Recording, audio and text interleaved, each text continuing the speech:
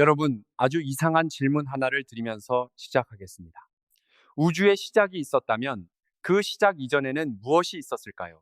처음 들으면 말이 안 되는 질문처럼 들리실 겁니다. 시작 이전이라니, 그게 무슨 소리야 하실 수도 있죠.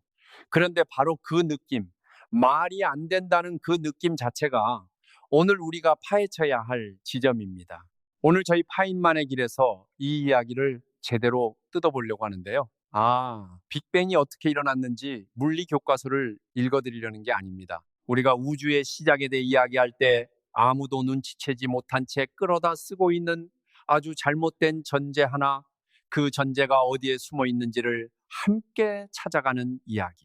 그리고 그 여정이 끝날 즈음 여러분은 아마 이렇게 느끼실 겁니다. 내가 지금까지 우주를 완전히 잘못된 방향에서 보고 있었구나 하고요. 자, 시작해 보겠습니다.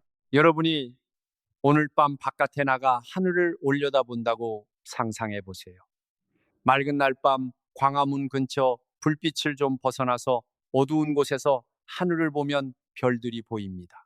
그 별빛 하나하나가 여러분 눈동자에 닿는 바로 그 순간, 사실 여러분은 시간 여행을 하고 있는 겁니다. 비유가 아닙니다. 진짜로요.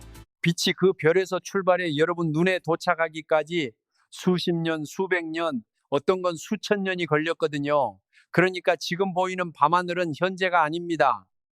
우주가 여러분에게 보내온 여러 시대의 사진들이 한꺼번에 걸려 있는 거예요. 어떤 별들은 이미 오래전에 꺼졌는데 그 마지막 빛이 지금 도착하고 있는 겁니다. 그 별은 존재하지 않아요. 그런데 빛은 오고 있어요. 이걸 한번 가만히 음미해 보세요. 그런데 말입니다. 오늘 이야기는 이 별빛의 신기함으로 끝나지 않습니다. 이 별빛 이야기가 중요한 이유는 그것이 우리에게 아주 불편한 진실 하나를 가르쳐 주기 때문이에요. 우리가 무언가를 본다는 것은 그것의 현재를 보는 게 아닙니다. 항상 그것의 과거를 보는 거예요. 빛의 속도가 유한하기 때문에 우리 눈에 닿는 모든 것은 이미 지나간 것들입니다. 그렇다면 여기서 아주 자연스럽게 하나의 질문이 떠오릅니다. 우리가 우주의 가장 먼 곳을 본다는 건 우주의 가장 오래된 과거를 본다는 뜻 아닐까요? 맞습니다. 그리고 물리학자들은 바로 그 방법으로 우주의 역사를 읽고 있어요. 망원경은 시간기계입니다. 멀리 볼수록 더 오래된 과거를 보는 거예요. 그런데 여기서 이상한 게 하나 있습니다. 우리가 볼 수 있는 우주의 한계가 있다는 겁니다. 아무리 좋은 망원경을 써도 그 너머는 볼 수 없는 경계가 있어요. 왜냐고요?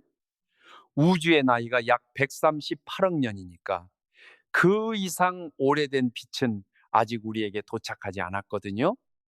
아니, 더 정확하게 말하면 그 경계 너머에서 빛이 출발했다 해도 우주가 팽창하는 속도 때문에 영원히 우리에게 닿지 못합니다. 그러니까 관측 가능한 우주에는 한계가 있어요. 그 경계 너머에 무엇이 있는지 우리는 원리적으로 볼 수 없습니다. 지금은요. 자, 이제 우주의 역사를 한번 압축해 볼게요. 감이 잘 안 오실 테니까요. 138억 년을 딱 1년짜리 달력 한 장에 눌러 담아 보겠습니다. 1월 1일 자정이 빅뱅이고 12월 31일 자정이 지금 이 순간입니다. 이 달력에서 지구가 만들어진 건 9월입니다.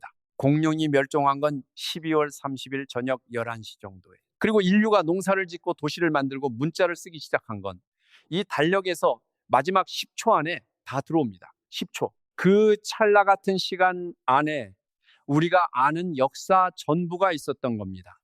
피라미드, 로마 제국, 고려, 조선, 산업혁명, 인터넷, 그리고 지금 이 순간 이걸 들으시면 어떤 기분이 드세요?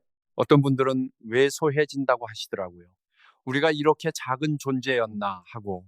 그런데 저는 그 반응이 꼭 맞는 반응인지 오늘 이야기를 다 듣고 나서 다시 한번 생각해 보시면 좋겠어요. 왜냐하면 오늘 이야기가 끝날 즈음 여러분이 느끼는 감정이 달라질 수 있거든요. 자, 이제 본격적으로 파고 들어가 보겠습니다. 빅뱅이라는 말을 들으면 대부분의 분들이 어떤 그림을 머릿속에 그리시나요?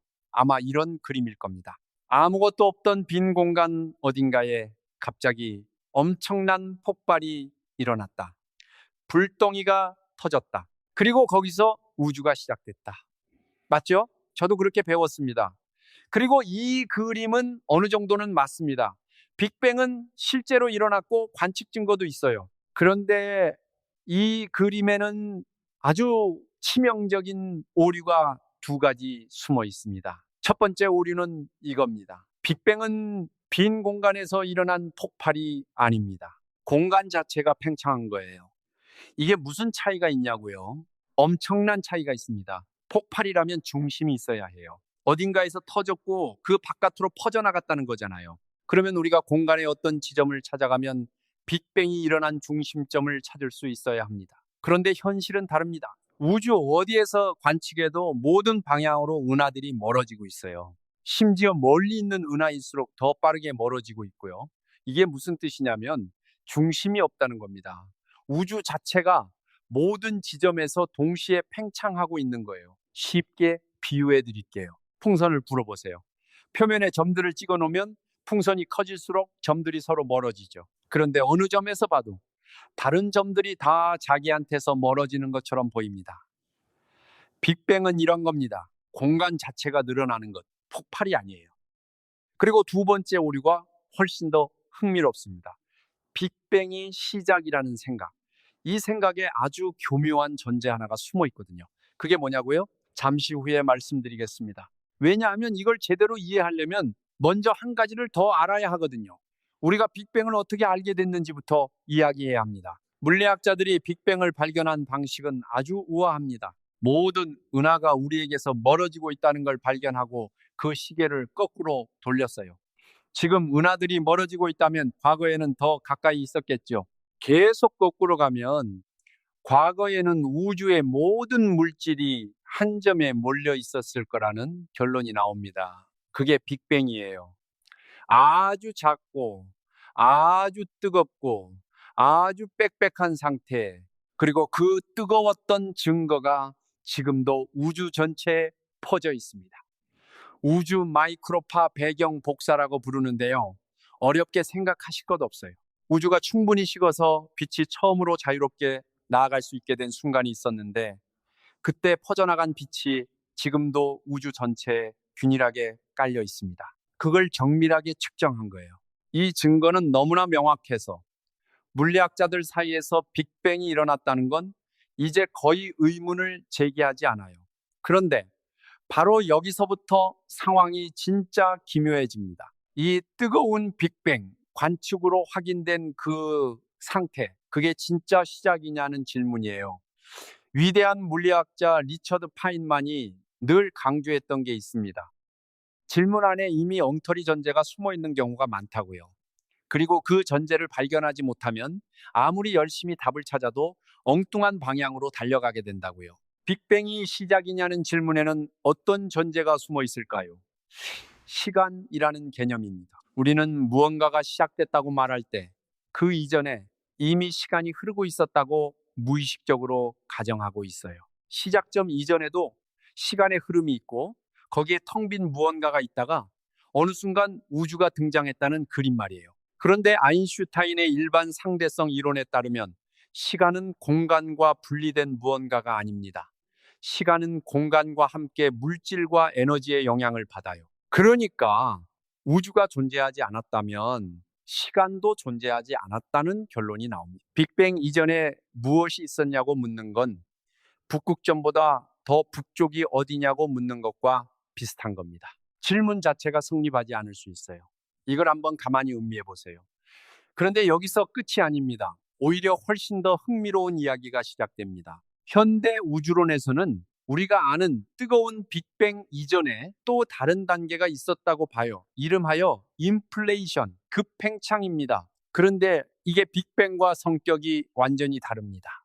빅뱅은 뜨겁습니다. 인플레이션은 차가워요. 아주 차갑습니다. 어떻게 차가운 게 먼저였냐고요? 잠시만 기다려 주세요. 인플레이션이라는 이름 때문에 오해가 생기는데 물가 이야기가 아닙니다. 공간이 팽창한다는 뜻이에요. 그런데 빅뱅처럼 물질이 폭발적으로 퍼져나간 게 아니고 공간 자체가 상상을 초월하는 속도로 부풀어 올랐습니다. 얼마나 빠르게냐고요?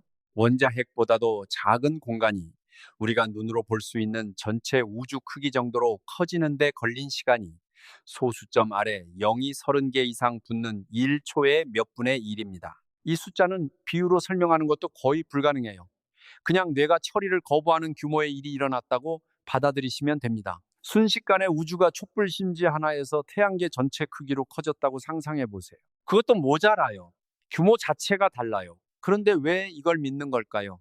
관측 증거가 있기 때문입니다. 아까 말씀드렸던 우주 마이크로파 배경 복사, 그 우주 전체에 깔린 빛을 아주 정밀하게 측정하면 온도가 완전히 균일하지는 않습니다. 10만 분의 1 정도의 아주 미세한 차이가 있어요. 어떤 곳은 조금 더 뜨겁고 어떤 곳은 조금 더 차갑고, 그런데 이 미세한 차이의 패턴이 양자역학이 예측하는 초기 우주의 양자요동과 정확히 일치합니다. 양자요동이 뭐냐고요? 극도로 작은 세계에서는 아무것도 완전히 고요할 수 없어요.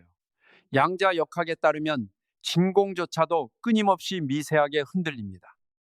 에너지가 잠깐 생겼다가 사라지고 입자가 잠깐 나타났다가 사라지는 일이 쉬지 않고 일어나요. 인플레이션이 일어나는 동안 이 극도로 작은 양자 요동이 공간이 급격히 팽창하면서 우주 전체 규모로 쭉 늘어났습니다. 마치 작은 무늬가 찍힌 고무풍선을 엄청나게 크게 불면 그 무늬가 커지는 것처럼요. 그리고 그 무늬가 나중에 물질이 뭉치는 씨앗이 됐습니다. 지금 우주에 있는 은하들, 별들, 행성들, 그리고 결국 지구와 우리까지도 따지고 보면 그 아주 작은 양자 요동에서 시작된 거예요. 이걸 한번 가만히 음미해 보세요. 여러분이 지금 앉아 있는 그 자리, 여러분의 몸을 구성하는 원자들, 여러분이 숨쉬는 공기, 이 모든 것의 씨앗이 우주가 생기고 찰나 같은 시간에 일어난 양자 요동이었다는 것. 가장 작은 것과 가장 큰 것이 이렇게 연결되어 있다는 게, 저는 이 부분이 물리학에서 가장 경이로운 대목 중 하나라고 생각합니다. 파인만이라면 이렇게 말했을 것 같아요. 새의 이름을 아는 것과 새를 이해하는 것은 다르다고, 빅뱅이라는 이름을 아는 것과 그 이전에 무슨 일이 있었는지를 이해하는 건 전혀 다른 겁니다. 자, 여기까지 왔는데 아직 가장 기묘한 부분은 말씀드리지 않았습니다. 우리가 이야기한 우주, 관측 가능한 범위 안의 우주, 138억 년의 역사를 가진 이 우주가 어쩌면 전부가 아닐 수 있거든요. 두 번째 질문으로 넘어갑니다. 우주가 하나일 필요가 있을까요? 이게 그냥 철학적인 사변처럼 들리실 수 있습니다. 맞아요. 저도 처음엔 그렇게 생각했습니다. 그런데 우주론의 이론들을 진지하게 따라가다 보면 어디선가 자꾸 이 가능성이 자연스럽게 등장해요. 인플레이션 이론이 그중 하나입니다. 인플레이션, 그러니까 그 급격한 팽창이 일어났는데 그 팽창이 전체 공간에서 동시에 딱 멈춘 게 아닐 수 있다는 거예요. 어떤 곳에서는 팽창이 멈추고 뜨거운 빅뱅 상태로 전환됐는데 다른 곳에서는 팽창이 계속 이어지고 있다면요? 그러면 팽창이 멈춘 각각의 영역이 하나의 우주가 됩니다. 그리고 전체 공간은 지금도 팽창하면서 새로운 우주들을 계속 만들어내고 있는 거예요. 이걸 영원한 인플레이션이라고 합니다. 그렇다면 우리 우주는 수없이 많은 우주 중 하나일 뿐이에요. 자, 여기서 아주 중요한 질문이 들어옵니다. 왜 이 우주는 이렇게 생명이 살 수 있도록 정교하게 맞춰져 있을까요? 우주를 구성하는 기본 규칙들, 전자의 질량이 얼마인지, 중력이 얼마나 강한지, 원자 핵을 묶어두는 힘이 얼마나 강한지, 이런 값들이 조금이라도 달랐다면 어떻게 됐을까를 생각해 보면 정말 소름이 돋습니다. 예를 들어 볼게요. 원자 핵 안에서 양성자와 중성자를 붙잡아 두는 힘, 강한 핵력이라고 부르는 것인데, 이 힘이 지금보다 단 몇 퍼센트만 강했다면 빅뱅 직후에 수소가 전부 헬륨으로 바뀌어 버렸을 겁니다. 그러면 별이 탈 연료가 없어져요. 별이 없으면 행성이 없고 행성이 없으면 우리도 없죠. 반대로 이 힘이 조금만 약했다면 원자핵 자체가 만들어지지 않았을 겁니다. 어느 쪽이든 결과는 같아요. 별도 없고 행성도 없고 생명도 없는 우주. 이런 식으로 자연의 기본 상수들을 하나하나 바꿔보면 거의 모든 경우에 생명이 살 수 없는 황무지 같은 우주가 나옵니다. 생명이 살 수 있는 조건이 되려면 이 수많은 값들이 아주 좁은 범위 안에 동시에 들어와야 해요. 이걸 어떻게 설명할까요? 두 가지 대답이 있습니다. 첫 번째는 운이 좋았다는 겁니다. 이렇게 맞춰질 확률이 아주 낮았지만 우리는 그 낮은 확률이 현실이 된 우주에 살고 있다는 것. 솔직한 대답이기는 하지만 뭔가 설명을 회피하는 느낌이 들죠. 두 번째 대답이 훨씬 더 흥미롭습니다. 우주가 하나가 아니라면요. 우주가 수없이 많이 있고 각각의 우주가 서로 다른 기본 상수를 가지고 있다면요. 어떤 우주는 중력이 너무 강해서 금방 수축해버리고 어떤 우주는 암흑 에너지가 너무 강해서 물질이 모이기 전에 다 흩어져 버리고 그 중에 아주 드물게 우리 우주처럼 조건이 딱 맞아떨어지는 우주가 있어서 거기서만 별이 만들어지고 행성이 생기고 생명이 나타나는 거라면요. 그렇다면 우리가 이 우주에서 이 질문을 하고 있는 게 전혀 신기하지 않습니다. 조건이 맞지 않는 우주에는 이 질문을 할 존재가 없으니까요. 우리는 필연적으로 조건이 맞는 우주에서만 이 질문을 할 수 있는 거죠. 이걸 다중우주라고 합니다. 파인만이 자주 이야기했던 게 있습니다. 우리가 던지는 질문의 가장 큰 문제는 질문 안에 이미 틀린 전제가 숨어 있는 경우가 많다는 거라고요. 왜 이 우주만 이렇게 생명에 맞게 설계됐냐는 질문 안에는 우주가 하나라는 전제가 이미 숨어 있습니다. 그 전제를 빼면 질문 자체가 달라져요. 자, 여기서 잠깐 멈추겠습니다. 아직 중요한 이야기가 남아 있어요. 우주의 대부분이 우리 눈에 보이지 않는다는 이야기입니다. 이게 무슨 말이냐고요? 우주를 구성하는 요소를 비율로 보면 우리가 눈으로 보고 만질 수 있는 일반 물질, 별이든 행성이든 가스든 먼지든 이것들은 전체 우주의 질량과 에너지 중 약 5%밖에 안 됩니다. 5%. 나머지 95%는 우리가 아직 정체를 모르는 것들이에요. 처음 들으면 황당하게 들리실 수 있습니다. 볼 수도 없는 걸 어떻게 알아요? 그렇죠. 저도 그 생각부터 했거든요. 그런데 여기에 아주 우아한 논리가 있습니다.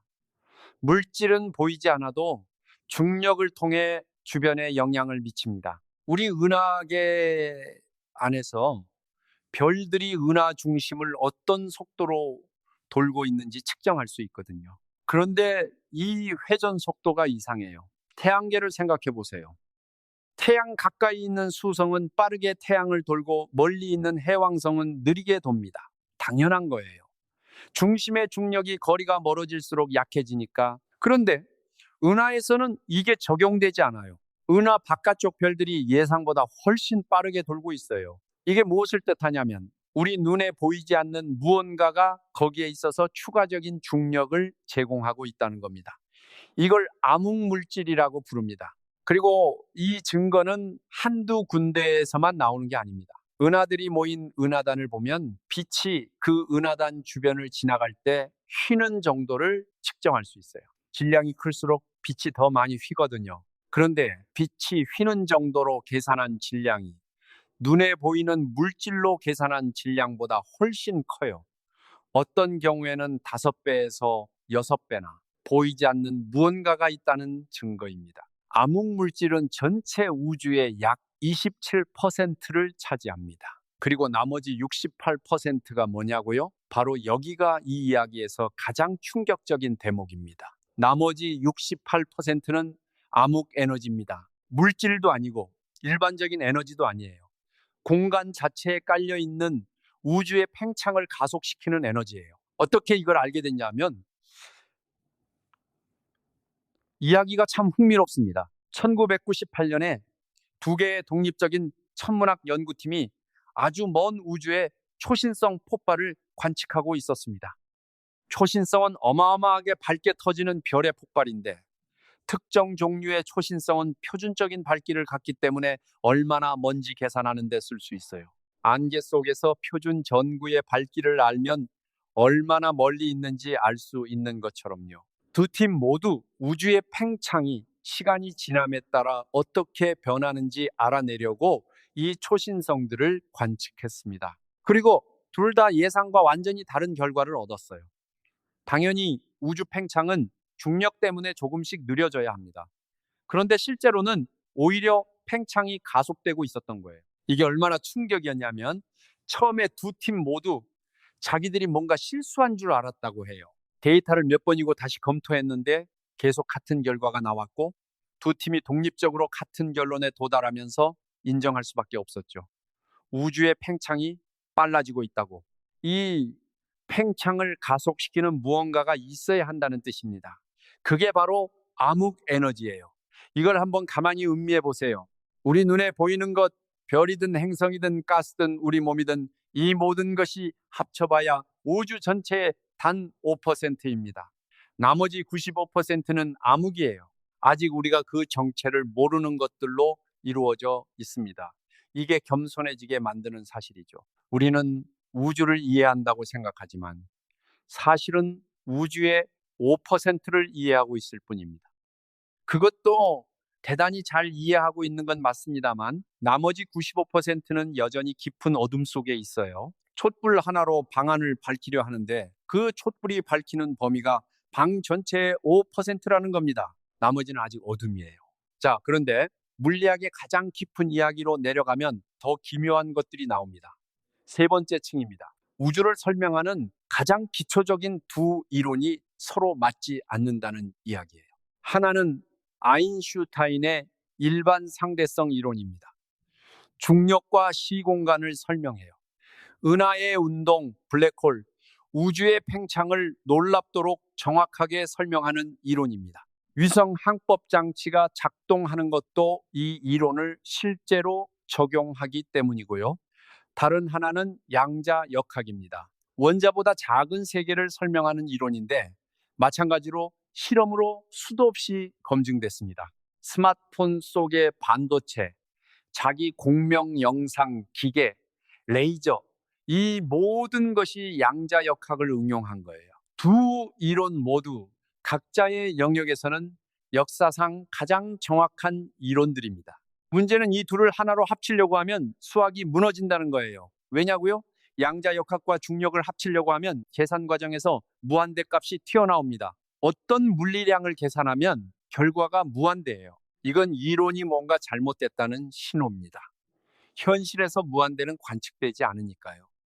그리고 이게 왜 심각하냐면 블랙홀 안쪽 중심이라든가 빅뱅 바로 직전의 극한 상황에서는 중력도 강하고 양자 효과도 무시할 수 없거든요. 두 이론이 동시에 필요한 곳인데 두 이론이 서로 충돌합니다. 이 문제를 해결하기 위한 가장 유력한 후보 중 하나가 끈 이론입니다. 자연계의 가장 기본적인 구성 요소가 점입자가 아니라 아주 작은 끈이라는 거예요. 기타 줄을 생각해 보세요. 줄을 튕기면 특정 진동 패턴이 만들어지죠. 세게 튕기면 다른 패턴, 살살 건드리면 또 다른 패턴. 이 패턴들이 각각 다른 음으로 들립니다. 끈 이론에서는 이 기타 줄처럼 아주 작은 끈이 각기 다른 방식으로 진동하는 게 각기 다른 입자로 나타난다고 봐요. 전자, 쿼크, 중력자 같은 것들이 전부 다른 진동 패턴인 거죠. 그리고 이 수학을 제대로 작동하게 만들려면 우리가 느끼는 3차원 공간이 아니라 9차원 공간이 필요합니다. 나머지 6차원은 상상할 수 없을 만큼 작게 말려 있어서 우리가 감지하지 못하는 거라고 이론은 말해요. 이게 황당하게 들리실 수 있습니다. 맞아요. 저도 처음 들었을 때 그랬으니까요. 그런데 이 이론이 진지하게 받아들여지는 이유가 있어요. 이 이론 안에서 중력이 자연스럽게 나옵니다. 다른 이론들은 중력과 양자역학을 억지로 합치려다 무한대가 나오는데 끈 이론은 그 무한대들이 서로 상쇄돼서 사라지거든요. 수학적으로 아주 우아하게. 물론 끈 이론도 아직 완성되지 않았습니다. 우리가 사는 우주에 직접 적용하는데 아직 어려움이 있어요. 이것도 솔직하게 인정해야 할 부분입니다. 현재 과학이 확실하게 답할 수 없는 영역이에요. 파인만이라면 이렇게 말했을 것 같아요. 모른다는 걸 인정하는 게 아는 척 하는 것보다 훨씬 흥미롭다고요. 자, 이제 이 이야기에서 가장 깊은 층으로 들어가겠습니다. 네 번째입니다. 홀로그래피 원리라는 것이 있어요. 이름만 들으면 뭔가 공상, 과학, 소설 같은 느낌이 드는데 실제로 물리학에서 아주 진지하게 탐구되고 있는 개념입니다. 여기서 블랙홀 이야기를 잠깐 해야 합니다. 블랙홀은 중력이 너무 강해서 빛조차 빠져나오지 못하는 영역이에요. 그런데 물리학자 야코프 베켄슈타인이 아주 이상한 것을 발견했습니다. 엔트로피라는 개념이 있는데 쉽게 말하면 어떤 시스템이 가질 수 있는 상태의 수를 나타내는 거예요. 물통에 잉크를 떨어뜨리면 처음엔 한 곳에 모여 있다가 퍼지잖아요. 퍼진 상태가 될 수 있는 경우의 수가 훨씬 많으니까 자연스럽게 퍼지는 쪽으로 가는 거예요. 그런데 블랙홀의 엔트로피를 계산해 보면 보통 물체는 부피에 비례하는 엔트로피를 갖는데 블랙홀은 달랐어요. 블랙홀의 엔트로피는 부피가 아니라 블랙홀의 표면적에 비례합니다. 왜 이게 충격이냐고요? 정육면체 상자가 있고 그 안에 물건이 가득 찬다면 상자가 2배 크면 안에 들어갈 수 있는 정보의 양도 2배가 될 것 같잖아요. 부피가 2배니까. 그런데 블랙홀에서는 그게 아닙니다. 2차원 표면이 3차원 내부에 정보를 담고 있다는 뜻이에요. 그리고 물리학자 후안 말다세나가 1997년에 아주 구체적인 예를 발견했습니다. 특정한 구조의 시공간에서 중력을 포함한 3차원 이론이 그 시공간의 2차원 경계면에 있는 중력 없는 이론과 수학적으로 완전히 동치라는 걸 보인 거예요. 다른 두 이론인데 하나의 이론에서 일어나는 일이 다른 이론에서의 계산과 정확히 일치한다는 겁니다. 이게 무슨 의미냐면 어쩌면 우리가 사는 이 3차원 공간이 더 낮은 차원의 2차원 표면에서 투영된 것일 수 있다는 거예요. 마치 2차원 홀로그램이 3차원 이미지를 담고 있는 것처럼. 물론 이게 현재로서는 우리 우주에 직접 적용되는 건 아닙니다. 이 수학이 성립하는 건 특정한 구조를 가진 시공간에서이고 우리 우주는 그 구조와 다릅니다. 하지만 많은 물리학자들이 이 홀로그래피 원리가 훨씬 일반적인 원리의 구체적인 예라고 보고 양자 중력 이론을 완성하는데 핵심적인 단서가 될 거라는 기대를 품고 있어요. 파인만은 이런 상황을 좋아했을 것 같습니다. 모르는 것이 너무 많고 어디서 봐도 수수께끼가 있고 어렵게 풀면 더 깊은 수수께끼가 나오는 이런 상황. 그에게 이건 절망이 아니라 과학이 살아있다는 증거였을 테니까요. 아직 가장 중요한 이야기를 드리지 않았습니다. 자, 여기서 한층 더 깊은 질문이 자연스럽게 머리를 스치게 됩니다.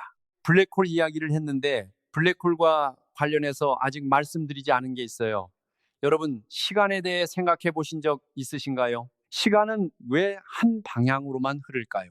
이게 뜬금없는 질문처럼 들리실 수 있어요. 시간은 당연히 과거에서 미래로 흐르는 거 아닌가 하고 생각하시죠? 퇴근길 지하철에서 시계를 봐도 커피를 마셔도 시간은 항상 앞으로만 갑니다. 째깍째깍 한 방향으로. 그런데 말입니다. 이게 생각보다 훨씬 이상한 겁니다. 물리학의 기본 방정식들을 들여다보면 대부분 시간이 앞으로 가든 뒤로 가든 똑같이 성립해요. 뉴턴의 운동 방정식도, 아인슈타인의 상대성 이론도, 양자역학도 기본적으로 시간에 대해 대칭적입니다. 어떤 물리적 과정의 영상을 거꾸로 돌려도 물리 법칙에 어긋나지 않는다는 거예요. 그런데 현실에서는 그렇지 않죠. 편의점에서 컵라면에 뜨거운 물을 붓는 장면을 생각해 보세요. 물이 컵 안으로 들어가고 면이 퍼지고 열이 퍼지고 향이 나고 이 영상을 거꾸로 돌리면 물이 컵에서 뛰쳐나오고 면이 오그라들고 어색하죠? 자연스럽지 않아요. 왜 물리 법칙은 시간에 대해 대칭적인데 현실은 한 방향으로만 흐르는 것처럼 보일까요? 이게 바로 시간의 화살표 문제입니다. 물리학에서 아직도 완전히 해결되지 않은 미스터리 중 하나예요. 가장 유력한 대답은 엔트로피입니다.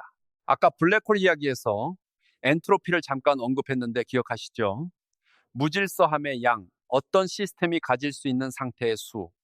아주 쉬운 예를 들어볼게요. 방 안에 먼지가 한쪽 구석에만 몰려 있는 상태가 있습니다. 그리고 먼지가 방 전체에 골고루 퍼진 상태가 있어요. 어느 쪽이 더 많은 경우의 수를 가질까요? 당연히 골고루 퍼진 상태예요. 먼지 하나하나가 어디에 있을지를 생각해 보면 방 전체에 퍼질 수 있는 경우의 수가 한쪽 구석에 몰려 있을 경우보다 훨씬 많습니다. 그러니까 자연스럽게 가만히 두면 먼지는 퍼지는 쪽으로 움직입니다. 경우의 수가 많은 쪽으로 가는 거예요. 이게 연력학 제2법칙이에요. 엔트로피는 자발적으로 증가합니다. 그런데 여기서 아주 흥미로운 질문이 생깁니다. 그렇다면 과거에는 왜 엔트로피가 낮았을까요? 지금 우주의 엔트로피가 높다는 건 과거에는 엔트로피가 지금보다 낮았다는 뜻이에요. 시간이 지나면서 엔트로피가 높아지는 방향으로 변했으니까요. 그래서 과거는 엔트로피가 낮고 미래는 엔트로피가 높은 방향이 시간이 흐르는 방향처럼 느껴지는 거예요. 그런데 그러면 더 깊은 질문이 나옵니다. 과거에, 그러니까 빅뱅 직후에 왜 우주는 엔트로피가 그렇게 낮은 상태였을까요? 우주의 모든 물질과 에너지가 아주 작고 뜨겁고 빽빽한 한 점에 몰려 있었다는 게 엔트로피가 낮은 상태였을까요? 높은 상태였을까요? 이게 사실 꽤 반직관적인 답이 나와요. 뜨겁고 빽빽하게 몰려 있다는 건 엔트로피가 높을 것 같죠? 그런데 중력이 있는 우주에서는 다릅니다. 물질이 균일하게 퍼져 있는 게 아니라 중력에 의해 한 점에 몰려 있다면 거기서 시작해서 점점 불균일하게 구조가 생기는 쪽으로 진화할 여지가 많아요. 그게 실제로 우주가 가는 방향이고 그 과정에서 별이 생기고 행성이 생기고 우리가 생겼습니다. 바로 여기가 가장 중요한 포인트입니다. 우리가 존재할 수 있는 건 우주가 엔트로피가 낮은 특수한 상태에서 시작했기 때문이에요. 그 초기 조건이 없었다면 구조도 없고 복잡성도 없고 생명도 없었을 겁니다. 그리고 그 낮은 엔트로피 상태의 뿌리가 어디냐고 따라가다 보면 다시 인플레이션으로 돌아오게 됩니다. 인플레이션이 우주에 아주 특수한 초기 조건을 만들어냈고 그 초기 조건에서 시간의 화살표가 시작됐을 가능성이 있어요. 이게 전부 연결되어 있습니다. 시간의 방향, 엔트로피, 우주의 초기 조건, 인플레이션, 그리고 우리의 존재. 이걸 한번 가만히 음미해 보세요. 그런데 여기서 한 가지 솔직하게 말씀드려야 할 게 있습니다. 이 부분은 현재 과학이 완전히 합의에 이른 이야기가 아니에요. 왜 빅뱅 초기 우주가 그렇게 낮은 엔트로피 상태였는지는 아직 물리학에서 열린 질문입니다. 로저 펜로즈 같은 물리학자는 이 문제가 우주론에서 가장 설명하기엔 어려운 부분 중 하나라고 이야기하기도 해요. 모른다는 걸 인정하는 것, 이게 파인만이 늘 강조했던 태도입니다. 설명할 수 없는 것을 설명할 수 있는 척하지 않는 것, 그게 오히려 더 깊은 이해의 시작이라고. 자, 이제 또 한층 더 내려가 보겠습니다. 우리는 지금까지 우주의 역사를 위에서 내려다보는 시점으로 이야기했습니다. 138억 년의 타임라인, 인플레이션, 빅뱅, 별들의 탄생과 죽음, 행성들, 그리고 생명. 그런데 이번엔 시점을 완전히 바꿔보겠습니다. 아주 작은 것으로 내려가 봅시다. 여러분 몸 안에 있는 원자 하나를 생각해 보세요. 손에 있는 뼈를 구성하는 칼슘 원자 하나. 그 원자는 언제부터 거기 있었을까요? 어제 드신 음식에서 왔을 거예요. 그 음식은 어디서 왔냐고요? 땅에서 자란 것들이죠.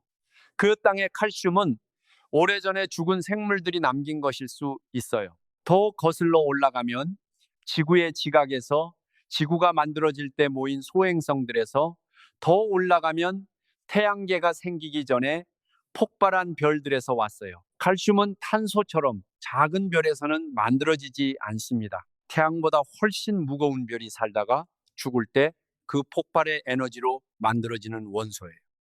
그 별이 폭발하면서 우주 공간으로 뿌려졌고 그게 모여서 지구가 됐고 그 지구의 물질이 여러분 몸 안에 있는 거예요. 그러니까 여러분 손에 있는 그 칼슘 원자는 수십억 년 전에 어딘가에서 폭발한 별의 내부에 있었습니다. 그 별은 어디 있었을까요? 우리 태양계가 있는 자리 근방이었을 수도 있고 완전히 다른 자리였을 수도 있어요. 어쨌든 그 별은 이미 오래전에 없어졌습니다. 그 잔해가 모여서 우리 태양계가 됐고 그 일부가 지구가 됐고 그 일부가 지금 여러분이에요.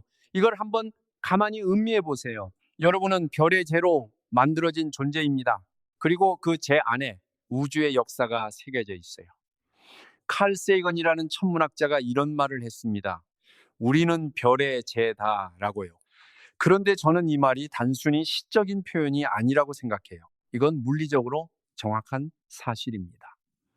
그런데 더 놀라운 게 있어요. 그 별의 재가 지금 자기 자신이 어디서 왔는지를 궁금해하고 있다는 겁니다. 우주가 자기 자신을 이해하려 하고 있어요. 우리를 통해서. 이 생각이 마음에 안착하는 데는 시간이 좀 걸립니다. 천천히 음미하시면 좋겠어요. 자, 그럼 이런 질문을 드릴게요. 우리가 이렇게 우주의 시작을 탐구하고 암흑물질을 추적하고 블랙홀을 연구하는 게 어떤 의미가 있을까요? 어떤 분들은 그런 걸 알아도 밥 먹고 사는데 아무 도움이 안 되지 않냐고 하시기도 해요. 실용적으로 무슨 쓸모가 있냐고. 이 질문에 대해 파인만이라면 아마 이렇게 말했을 것 같습니다. 새 이름을 외우는 것과 새가 왜 노래하는지를 이해하는 건 다르다고요. 하늘이 왜 파란지 모르고도 하늘 아래서 살 수 있지만 그걸 이해하면 하늘이 다르게 보인다고. 그리고 실용성의 관점에서도 순수한 호기심에서 시작한 탐구가 예상치 못한 응용으로 이어지는 경우가 역사에서 무수히 많았습니다. 양자역학은 처음에 완전히 비실용적인 이론처럼 보였어요. 지금은 반도체, 레이저, 자기 공명, 영상 기계, 우리가 일상에서 쓰는 기술의 기반이 되어 있습니다. 우주론이 앞으로 어디에 응용될지는 모릅니다. 하지만 그것보다 더 중요한 건 이겁니다. 이해한다는 것 자체가 이미 가치 있는 일이에요. 우주가 왜 이렇게 생겼는지를 이해하는 과정에서 우리는 더 나은 사고방식을 배웁니다. 전제를 의심하는 법, 관측과 이론을 구분하는 법, 모른다는 걸 인정하면서도 탐구를 멈추지 않는 법. 이건 물리학만의 이야기가 아닙니다. 살아가는 모든 영역에서 필요한 태도예요. 바로 여기서부터 상황이 진짜 기묘해집니다. 우리가 우주를 탐구하면서 마주친 가장 놀라운 사실 중 하나는 우주가 이해 가능하다는 겁니다. 이게 당연하게 들리실 수 있어요. 과학이 발전해 왔으니까 당연히 이해할 수 있는 거 아니냐고요. 그런데 생각해 보시면 이게 전혀 당연하지 않습니다. 우주가 존재한다고 해서 우주가 우리가 이해할 수 있는 방식으로 작동해야 할 이유가 없어요. 우주는 완전히 혼돈스러울 수도 있었습니다. 아무 규칙도 없이 그냥 이상한 일들이 일어나는 곳일 수도 있었어요. 그런데 물리학자들이 발견한 건 우주가 수학적으로 기술할 수 있는 규칙들에 따라 작동한다는 겁니다. 아인슈타인도 이것에 대해 이야기한 적이 있어요. 우주에 대해 가장 이해할 수 없는 것은 우주가 이해 가능하다는 사실이라고. 그리고 더 놀라운 건 수학자들이 아무런 물리적 응용을 생각하지 않고 순수한 지적 유의로 개발한 수학 개념들이 나중에 물리학자들이 우주를 기술하는데 딱 맞아떨어지는 경우가 반복된다는 거예요. 리만이 고차원 공면을 기술하는 수학을 개발한 건 순수한 수학적 탐구였습니다. 그런데 수십 년 후에 아인슈타인이 중력을 기술하는데 바로 그 수학이 필요했어요. 힐베르트 공간이라는 추상적인 수학적 구조도 나중에 양자역학의 기반이 됐고요. 왜 순수한 수학이 물리 세계를 기술하는데 이렇게 잘 맞는 걸까요? 이게 물리학의 미스터리 중 하나예요. 물리학자 유진 위그너는 이것을 수학의 불합리한 효용성이라고 불렀습니다. 이유를 모르겠지만 수학이 우주를 기술하는데 놀랍도록 잘 맞는다는 거예요. 어떤 사람들은 이것이 우주 자체가 수학적 구조라는 뜻이라고 해요. 물리학자 맥스 테그마크는 수학적 우주 가설이라는 것을 제안했는데 우주가 단순히 수학으로 기술될 수 있는 게 아니라 우주 자체가 수학적 구조라는 거예요. 물론 이건 아직 검증되지 않은 가설입니다. 하지만 이 질문 자체가 흥미롭지 않나요? 우리는 수학이라는 언어로 우주를 읽고 있는데 그 언어가 왜 이렇게 잘 맞는지를 아직 모릅니다. 아시겠나요? 이게 오늘 이야기의 패턴입니다. 설명할수록 더 깊은 의문이 나오는 구조예요. 그리고 저는 이게 좋은 신호라고 생각합니다. 과학이 살아있다는 뜻이니까요. 자, 이제 이 전체 여정에서 한 걸음 물러서서 큰 그림을 봐보겠습니다. 우리는 밤하늘의 별빛에서 시작해서 빅뱅 이전으로 우주의 5%와 95%로 블랙홀의 정보 역설로 시간의 화살표로 별의 재로 만들어진 우리 자신으로 그리고 우주가 왜 이해 가능한지라는 질문까지 왔습니다. 이 여정에서 우리가 확실하게 아는 것은 무엇일까요? 우주는 팽창하고 있고 그 팽창의 역사를 거꾸로 따라가면 빅뱅이 있습니다. 빅뱅 이전에 인플레이션이 있었고 그 흔적이 우주 배경 복사에 새겨져 있어요. 우주의 5%만이 우리가 아는 물질이고 나머지는 아직 정체를 모르는 암흑 물질과 암흑 에너지입니다. 그리고 우주를 설명하는 두 이론이 극한 상황에서 충돌합니다. 우리가 아직 모르는 것은 무엇일까요? 빅뱅 이전이 무엇인지, 인플레이션이 왜 시작됐는지, 암흑물질과 암흑에너지의 정체가 무엇인지, 블랙홀에서 정보가 어떻게 되는지, 왜 우주는 생명이 존재할 수 있는 조건을 갖추게 됐는지, 그리고 중력과 양자역학을 어떻게 통합할 수 있는지, 이것들이 현대 물리학의 가장 큰 열린 질문들입니다. 그리고 이 목록을 보면서 저는 두 가지를 동시에 느낍니다. 하나는 우리가 얼마나 많이 알고 있는지에 대한 경이로움이에요. 138억 년의 역사를 추적하고 우주 배경 복사에서 인플레이션의 흔적을 찾아내고 암흑물질의 존재를 간접적으로 확인하는 것. 이건 정말 대단한 일입니다. 다른 하나는 얼마나 많은 것이 아직 미스터리로 남아있는지에 대한 겸허함이에요.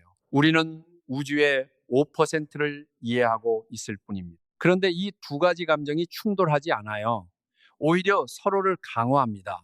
많이 아는 사람일수록 더 많이 모른다는 것을 알게 되거든요. 지식의 섬이 커질수록 그 섬 주변의 미지의 해안선도 길어지니까요. 파인만은 이것을 알고 있었습니다. 그가 물리학을 사랑한 이유가 바로 이 때문이었을 거예요. 답이 나올수록 더 깊은 질문이 기다리고 있는 분야, 끝이 없는 탐구. 자, 이제 오늘의 이야기가 거의 마무리되어 갑니다. 우리는 긴 여정을 걸어왔어요. 처음에 제가 아주 이상한 질문을 드렸습니다. 우주의 시작이 있었다면 그 시작 이전에는 무엇이 있었을까요? 이 질문에 대한 답을 찾아가는 과정에서 우리는 무엇을 배웠나요? 시작이라는 말 안에 숨어 있는 잘못된 전제, 그러니까 시간이 우주보다 먼저 존재한다는 가정을 발견했습니다. 그리고 그 전제를 걷어내면 질문 자체가 달라진다는 것을, 이게 파인만식 사고방식의 핵심이에요. 답을 찾기 전에 질문을 의심하는 것, 당연해 보이는 것들 안에 숨어있는 가정들을 먼저 드러내는 것. 그리고 이 사고방식은 우주론에만 적용되는 게 아닙니다. 우리 일상의 모든 영역에서 당연하다고 생각하는 것들 안에 숨어있는 가정들을 한 번씩 점검해 보는 것. 이런 습관이 쌓이면 세상을 보는 렌즈가 달라집니다. 더 날카롭게, 더 정확하게, 그러면서도 더 겸손하게. 그리고 우리가 오늘 이야기한 것처럼 모른다는 걸 인정하는 것이 탐구의 출발점이 된다는 것. 다 안다고 생각하는 순간이 오히려 가장 위험한 순간이에요. 이 세상을 바라보는 시점이 뒤집히는 순간이 왔습니다. 우리는 보통 지식을 쌓는다는 것을 모르는 영역이 줄어드는 것으로 생각합니다.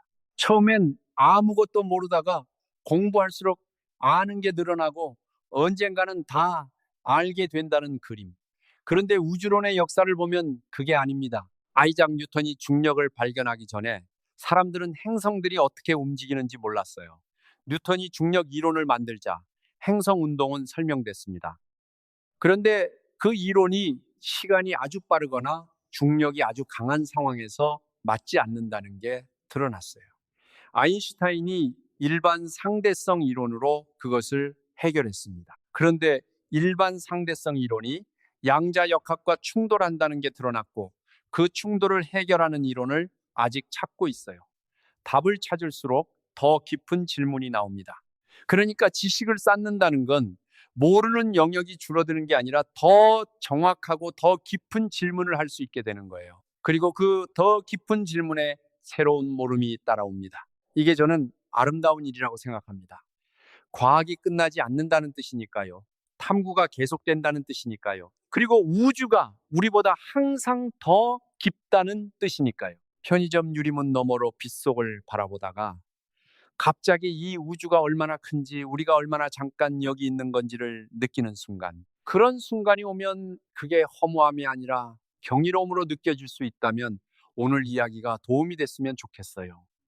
우주 안에 블랙홀이 있습니다. 그리고 블랙홀에는 아주 이상한 성질이 있어요. 별 하나가 있다고 해보죠. 이 별은 엄청나게 복잡한 상태로 이루어져 있습니다.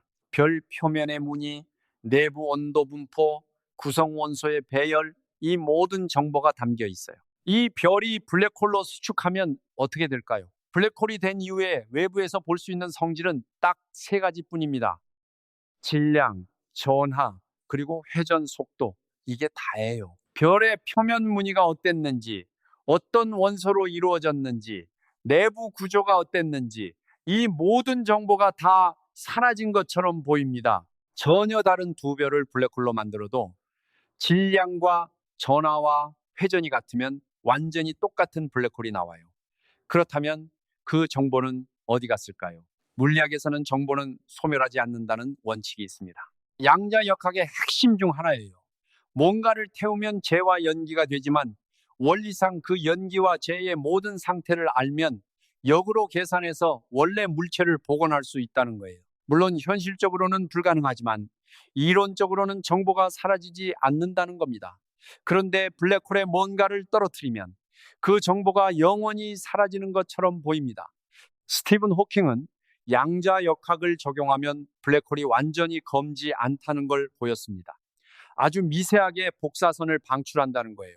이걸 호킹 복사라고 합니다.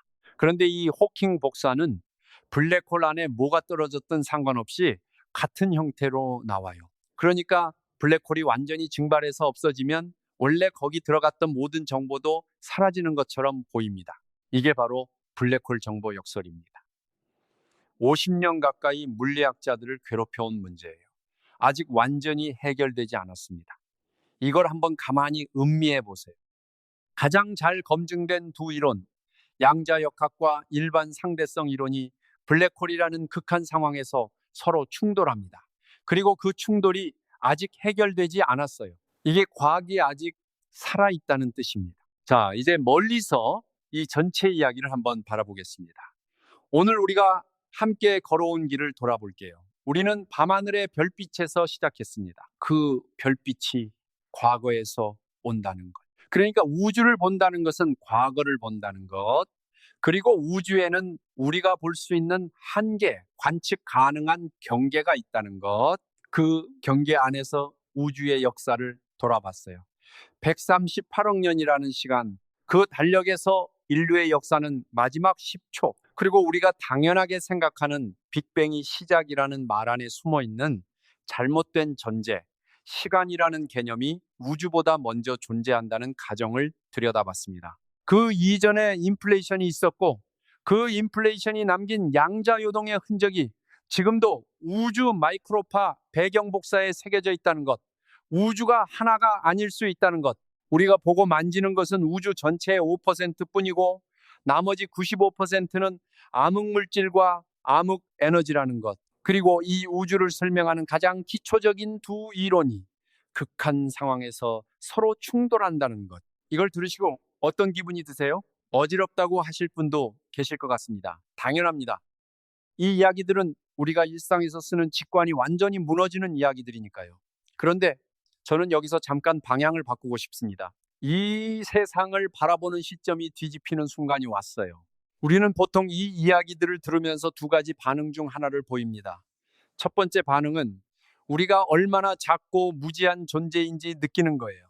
우주의 5%만 이해하고 있고 가장 기본적인 이론조차 서로 맞지 않으며 블랙홀에서 정보가 어떻게 되는지도 모르는 우리. 그런데 두 번째 반응이 있습니다. 그리고 저는 이 두 번째 반응이 훨씬 더 정확한 반응이라고 생각해요. 생각해 보세요. 우주는 138억 년의 역사를 가지고 있습니다. 대부분의 시간 동안 이 우주 안에는 아무도 없었어요. 원자들이 있고 별들이 있고 행성들이 있었지만 그게 뭔지를 궁금해하는 존재는 없었습니다. 우주는 그냥 존재했어요. 자기 자신에 대해 아무것도 모른 채로. 그런데 이 특별한 시점에, 이 특별한 행성에서 우주 스스로가 자신을 되돌아보는 존재들이 생겨났습니다. 우리가 그 존재들이에요. 별이 폭발하면서 만들어낸 원소들이 행성을 이루고 그 원소들이 생명을 만들고 그 생명이 결국 자신이 어디서 왔는지를 물어보는 데까지 이르렀습니다. 우주의 먼지가 우주 자신을 이해하려는 겁니다. 그리고 우리가 5%밖에 이해하지 못하고 있다는 게 결핍이 아니라 앞으로 걸어갈 길이 95%나 남아있다는 뜻이에요. 촛불 하나로 방을 밝히는 사람이 있다고 해보죠. 그 촛불이 방의 5%만 밝힌다면 그게 실망스러운 상황일까요? 아니면 아직 밝혀야 할 곳이 이렇게 많이 남아있다는, 아직 여정이 끝나지 않았다는 뜻일까요? 파인만은 평생 이런 태도로 살았습니다. 모르는 게 많다는 게 불안의 이유가 아니라 탐구의 이유라고요. 과학자에게 가장 나쁜 상태는 다 알았다고 생각하는 상태라고. 그리고 사실 이 이야기는 우주론만의 이야기가 아닙니다. 우리 각자의 삶에서도 마찬가지예요. 지금 이 순간 여러분이 이해하지 못하는 것들, 설명하지 못하는 것들, 아직 답을 찾지 못한 질문들이 있을 겁니다. 그것들이 결핍이 아니라 아직 걸어갈 길이 남아있다는 뜻일 수 있어요. 우주가 자기 자신에 대해 95%를 모르면서도 팽창을 멈추지 않는 것처럼 우리도 다 알지 못한 채로 앞으로 나아갈 수 있습니다. 그리고 오늘 밤 여러분이 다시 밤하늘을 올려다볼 때 그 별빛이 조금 다르게 보일지도 모릅니다. 단순한 빛이 아니라 이 우주가 자신의 역사를 여러분에게 전달하고 있는 것처럼, 어떤 별빛은 여러분이 태어나기 전에 출발했고, 어떤 것은 인류가 생기기 전에 출발했고, 어떤 건 지구가 생기기도 전에 출발한 빛이 지금 여러분의 눈에 닿고 있는 거니까요. 그 빛을 받아들이는 여러분의 눈, 그 눈을 만든 원자들, 그 원자들은 어딘가에서 폭발한 별의 내부에서 만들어졌습니다. 여러분은 별의 재로 만들어진 존재가 자신을 만든 별을 바라보고 있는 거예요. 이건 정말 기묘하고 멋지고 설명하기 어려운 일입니다. 우주의 퍼즐 조각들을 하나씩 맞춰가는 과정에서 우리는 맞춰진 조각들뿐 아니라 아직 빈자리들도 함께 보게 됩니다. 그 빈자리들을 보면서 거기에 무엇이 들어올지 상상하는 것, 그게 과학이 살아 움직이는 방식이에요. 우리가 인플레이션의 씨앗을 이야기했고, 암흑물질과 암흑에너지를 이야기했고, 다중우주의 가능성을 이야기했고, 홀로그래피 원리를 이야기했습니다. 이것들은 전부 현재 진행형의 이야기예요. 지금 이 순간에도 전 세계 물리학자들이 이 퍼즐 조각들을 맞추려 노력하고 있습니다. 언젠가 그 퍼즐이 더 많이 완성됐을 때 다시 그 이야기를 가지고 여러분을 찾아뵙겠습니다. 오늘 이 긴 이야기를 끝까지 함께 해주셔서 진심으로 감사드립니다. 파인만의 길을 아직 구독하지 않으셨다면 구독 버튼을 한번 눌러주세요. 다음 이야기가 올라올 때 가장 먼저 만나보실 수 있습니다. 우주에 대한 호기심을 품고 계신 분이라면 저희 파인만의 길이 늘 그 여정의 동반자가 되겠습니다. 오늘 밤 잠들기 전에 한 번만 더 생각해 보세요. 지금 이 순간 여러분이 숨쉬는 공기 안에도 138억 년의 이야기가 담겨 있다는 것을, 그럼 다음 영상에서 더 깊고 더 기묘한 이야기로 다시 찾아뵙겠습니다.